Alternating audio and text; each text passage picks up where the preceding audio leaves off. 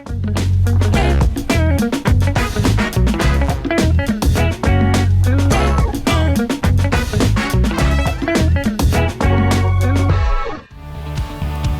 Hijau, pernah nggak sih kalian memikirkan bahwa tindakan kecil kita dapat membawa dampak yang besar untuk bumi? Karena kita sebagai generasi muda tentunya menjadi harapan masa depan bangsa dan juga agen pelestari lingkungan. Sobat Hijau, kita bisa banget loh jadi pahlawan lingkungan dimulai dari lingkungan sekolah, komunitas, dan juga dunia kerja. Di acara Like 2, Novia Widya Ningtyas, staf ahli menteri di bidang industri dan perdagangan internasional, memberikan penjelasan tentang bagaimana anak muda menjadi aktor yang membawa kontribusi positif dalam meminimalisir dampak perubahan iklim dan lingkungan dengan menerapkan green lifestyle dan juga green jobs. Seperti apa kira-kira green lifestyle dan green jobs ini? Yuk sama-sama kita simak penjelasannya. Assalamualaikum warahmatullahi wabarakatuh.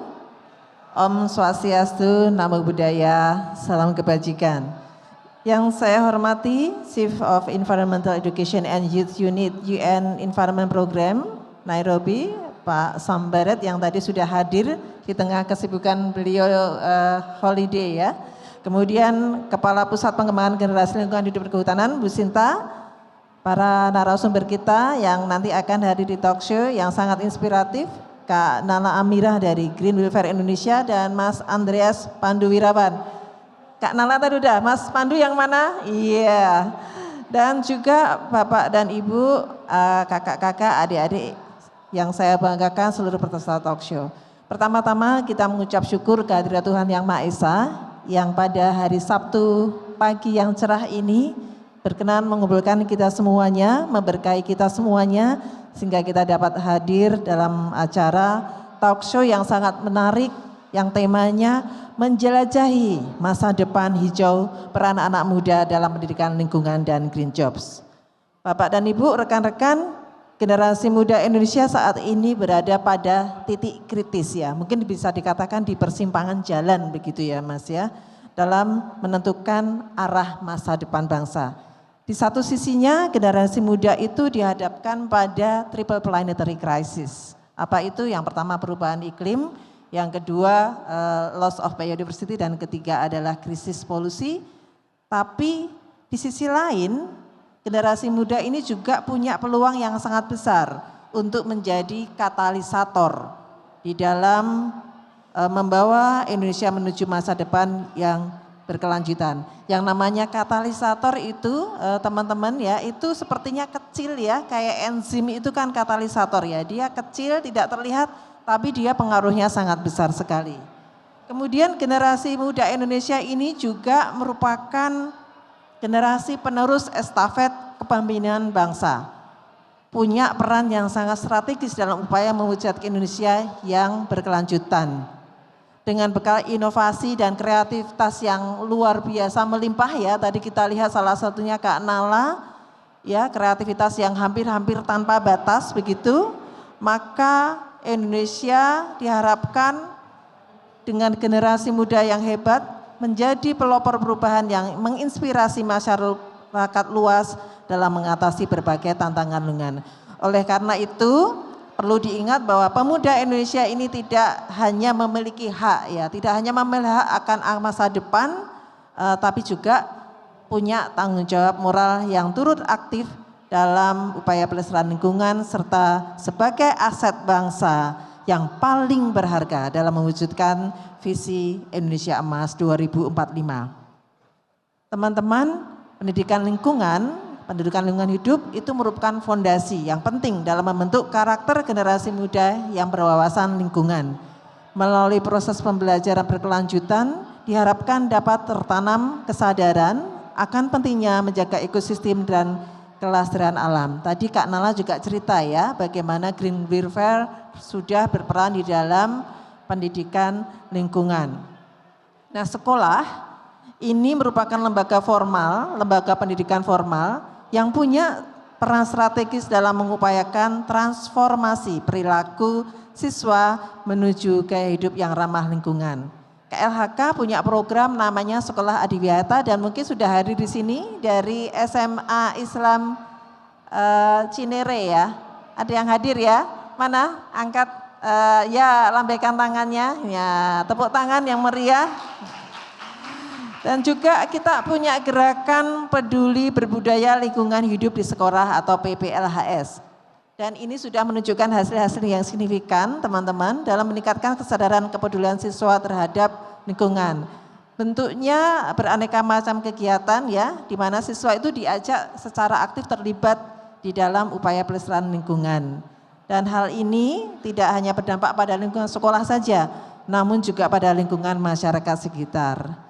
Ini menunjukkan bahwa jika kita punya komitmen dan kerjasama yang baik, kolaborasi yang baik, sinergi yang baik, maka kita harus optimis ya bahwa kita bisa mewujudkan cita-cita Indonesia Emas tahun 2045 dan mudah-mudahan bisa lebih cepat begitu teman-teman.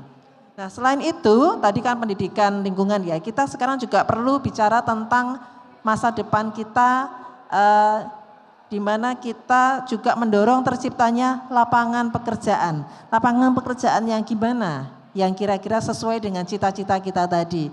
Itu ada yang namanya green jobs. Nanti Mas Pandu akan cerita kepada kita ya pengalamannya liku-likunya mendorong green jobs gitu ya di kalangan anak muda Indonesia. Nah, generasi muda yang punya green jobs ini unik ya karena mereka punya kecenderungan, punya kesadaran yang lebih tinggi begitu akan pentingnya menjaga lingkungan. Nah mereka juga akan mendorong untuk menerapkan gaya hidup hijau dalam kehidupan sehari-hari ya, misalnya terkait dengan efisiensi energi, bagaimana menerapkan pengelolaan sampah, menggunakan transportasi publik yang ramah lingkungan dan lain sebagainya. Nah dengan semangat inovasi dan kreativitas yang tinggi ini, green job diharapkan juga bisa menjadi katalisator untuk menyebarkan kesadaran akan pentingnya gaya hidup hijau pada masyarakat luas. Green jobs ini tidak hanya sekedar menciptakan lapangan kerja, tapi yang lebih penting dari itu, beyond lapangan kerja adalah seperti yang tadi dikatakan Kak Nala, adanya perubahan perilaku. Itu yang sangat fundamental menurut saya teman-teman ya. Pendidikan lingkungan, green style dan green jobs itu adalah 3 hal ya.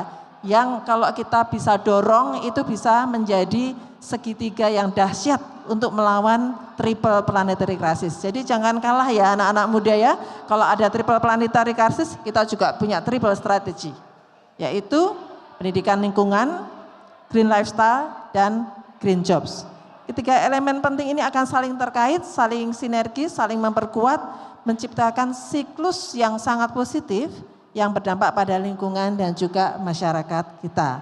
Dengan menginvestasikan pada pendidikan lingkungan, mendorong adopsi green lifestyle, dan menciptakan lebih banyak lagi green jobs, kita dapat membangun masa depan yang lebih cerah bagi generasi mendatang. Bapak dan Ibu, teman-teman, nanti juga di sini bersamaan dengan talk show ini, ada juga coaching klinik ya Bu Kapus, terkait dengan sekolah adiwiyata dan sekolah yang berhasil melaksanakan gerakan peduli dan berbudaya lingkungan hidup di sekolah dan juga wirausaha kreatif. Nah ini green jobs-nya, bidang lingkungan hidup dan kehutanan. Ini nanti silakan teman-teman ya, teman-teman yang sekolah, Bapak Ibu yang mengasuh sekolah mampir ya di coaching klinik dan di sana ada teman-teman yang nanti akan bisa melayani teman-teman, menjawab pertanyaan-pertanyaan, menjelaskan kira-kira bagaimana bisa terlibat di dalam kedua kegiatan tersebut. Nah, Bapak dan Ibu, teman-teman semuanya, bersama ini saya juga ingin memberikan apresiasi, menyampaikan ucapan terima kasih pertama kepada Green Welfare Indonesia, Kak Nala atau Yayasan Kesejahteraan Hijau. Tepuk tangan buat Green Welfare Indonesia yang sudah begitu besar kepeduliannya ya, tadi sudah bikin buku yang sangat menarik ya, nanti bisa ditanyakan itu cara dapatnya gimana gitu. Dan juga apresiasi kami sampaikan kepada Mas Pandu dan tim ekosistem. Ingat tulisannya bukan Eko SISTEM ya, ini agak belibet nih Mas Pandu. Ekosys XYZ. XYZ itu kalau pelajaran matematika itu sumbu-sumbu ya. Saya nggak ngerti apakah maksudnya seperti itu, nanti silahkan ditanyakan bagi yang penasaran. Sebagai venture building, sebuah startup yang fokusnya adalah pada pengembangan kegiatan bidang lingkungan. Nah, sebagai penutup saya juga mengucapkan terima kasih kepada Bu Kapus dan seluruh pihak yang sudah berkontribusi di dalam penyelenggaraan talk show ini. Semoga talk show ini menjadi inspirasi kita semuanya dan benar-benar kita bersama-sama menjelajah masa depan hijau kita, para anak-anak muda dalam pendidikan lingkungan hidup dan green jobs. Saya ini orang tua ya. Masih muda Bu, masih muda. Oh iya ya, oke iya. ya. Jangan lihat KTP saya karena nanti ketahuan ya, ada nih teman saya ya. Kayaknya di sini saya yang paling tua. Nah, saya ingin menutup dengan sebuah bait lagu. Bait lagu ini mungkin hanya generasi saya, generasi Pak Priyo, Bu Kapus nih yang tahu ya. Ada yang tahu Pak atau Om Ebit GAD enggak? Jangan pura-pura nggak tahu Pak. Ayo, Ada Pak. pura-pura nggak tahu, pura-pura muda. Nggak tahu. Pak Priyo pasti tahu ya. Di sana ada satu judul lagu yang sangat menarik dan saya kira relevan ya. Judulnya itu Berita Kepada Kawan. Bapak tahu ya Pak ya. Bait yang pertama gini. Perjalanan ini terasa sangat menyedihkan. Sayang engkau tak duduk di sampingku kawan. Dan seterusnya. Di situ tuh ada kegalauan ya. Ini saya ingin menyatukan generasi saya dengan generasi anak-anak muda ya.